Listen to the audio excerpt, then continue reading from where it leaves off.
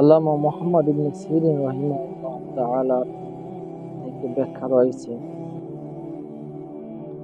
যে একজন তালাকপ্রাপ্ত মহিলা যদি স্বপ্নে কাউকে মারা যেতে দেখে তবে এর ব্যাখ্যা কি হবে।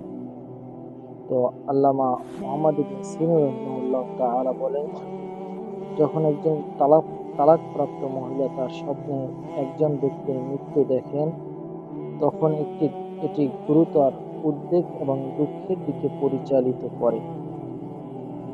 যদি তালাকপ্রাপ্ত মহিলা যদি সে মৃত্যু দেখে, কারণ হলো যে মৃত্যুর স্বাভাবিক যেটা আমরা বুঝি সেটা হলো দুঃখ, বেদনা, কষ্ট। আর তালাকপ্রাপ্ত যে হয় তার মধ্যে দুঃখ, কষ্ট এবং বেদনাই থাকে। সুতরাং কেউ যদি তালাকপ্রাপ্ত মহিলা দেখে থাকে তবে এটা তার জন্য একটি উদ্বেগের এবং দুঃখের দিকে তাকে পরিচালিত করবে। ভবিষ্যতে এদিকে ইঙ্গিত করা হবে।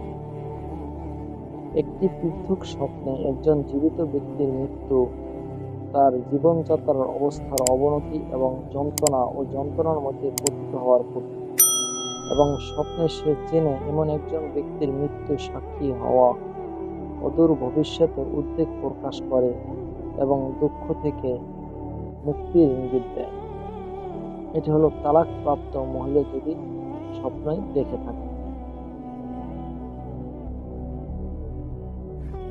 এখন হলো যদি তালাকপ্রাপ্ত মহিলা যে স্বপ্নে তার কোনো পরিচিত ব্যক্তি একজন বন্ধুকে স্বপ্নে মারা যেতে দেখেন, তাকে এই দর্শনগুলির মধ্যে একটি হিসাবে বিবেচনা করা হয়, যা তার একটি ভালো স্বামীর বিধান এবং শীঘ্রই আল্লাহ তাআলার ইচ্ছায় তার সাথে তার বিবাহের প্রতীক।